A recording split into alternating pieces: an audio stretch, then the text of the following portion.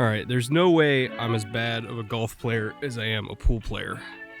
Probably. Fuck. Maybe? Nope. Alright, I feel this one. Oh! Fuck. Jesus, take the wheel! Okay. He crashed. Take 7. Okay.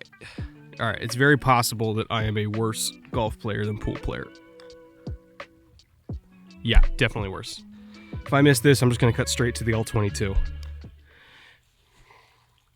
Alright, look, there's 3 things you need to know about Laiatu Latu. Number 1, he is the best finisher in college football. Number 2, he's got the best cross-chop move in college football. And number 3, he's a little bit of a one-trick pony when it comes to playstyle, but we'll start with the good stuff first before we get to the negatives. Looking at how Latu gets his sack production out of his pressure production, and keep in mind pressures are a very important stat, of course, and Latu had 65 of them, which is a lot, but it's his hip fluidity and his ability to flatten down his angle late in the rush to convert those pressures into sacks that really sticks out to me. For a guy his size to be able to almost disjoint his torso from his legs that effortlessly, it's just not normal, and that's a big reason why he got 13 sacks in 13 games last year.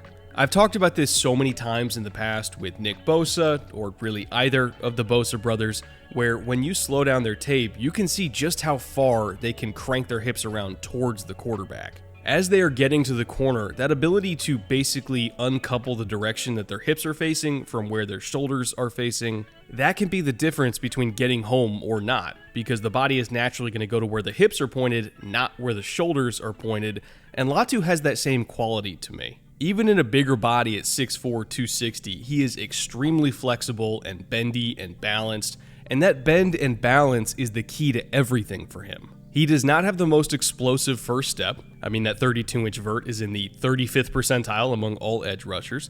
He does not have overwhelming length at 32.5-inch arms, which is only in the 16th percentile.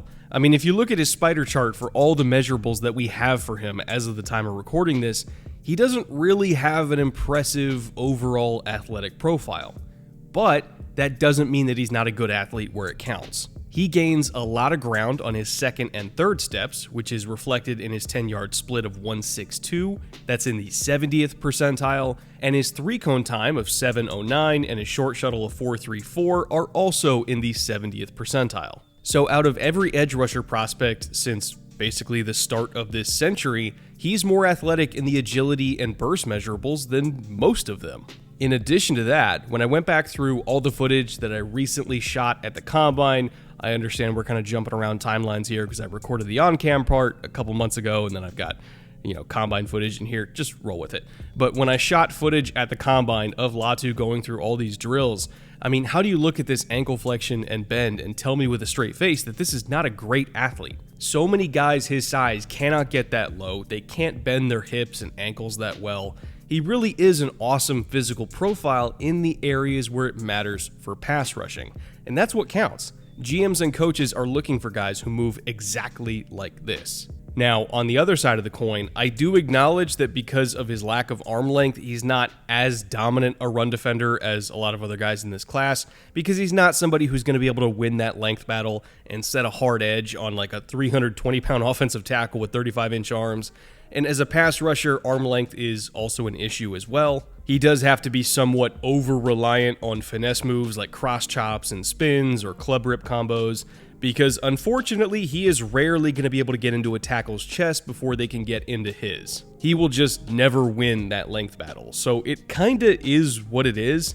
Overall, I still think he's going to be a very productive player because, again, he has short area explosiveness and agility and fluidity and great hand usage, and all of that does matter, but when he runs into a tackle that has length and is experienced enough to not really fall for all the cross-chop stuff, he probably will not have any answers for that.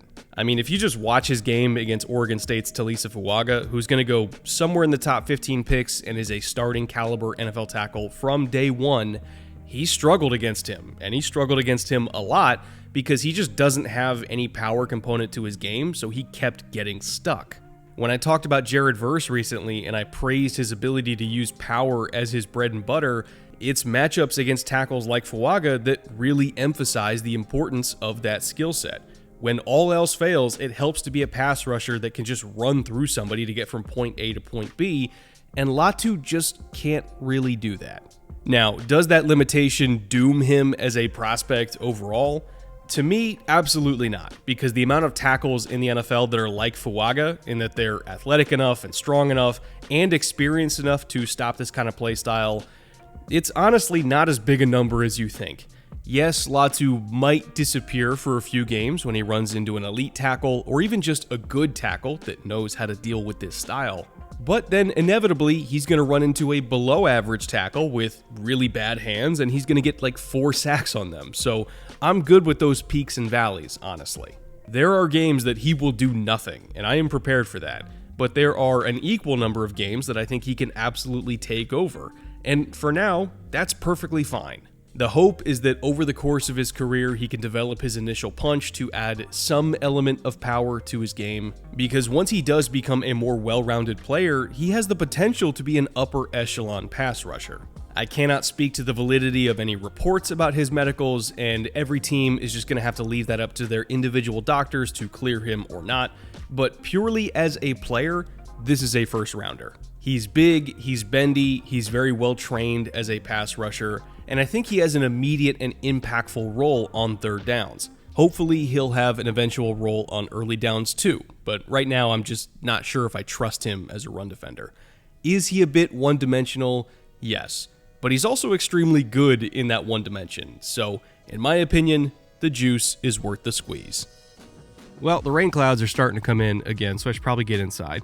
And I do want to reiterate, by the way, when I say inside, this is not my house. I don't live here. I wish I did. I wish I had the means to buy a palatial compound such as this, but I do not.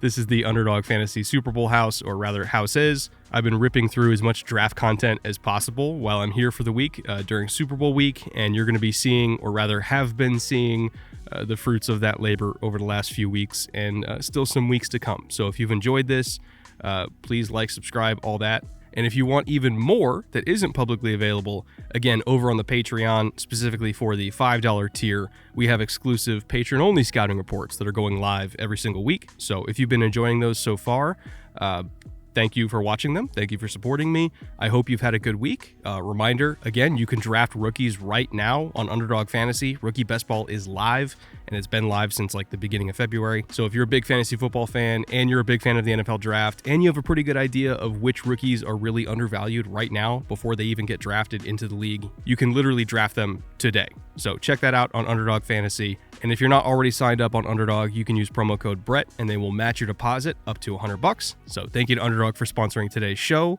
Hope you guys enjoyed it, and I will see you. I don't know when this episode's going live. Fairly soon. Let's just say that.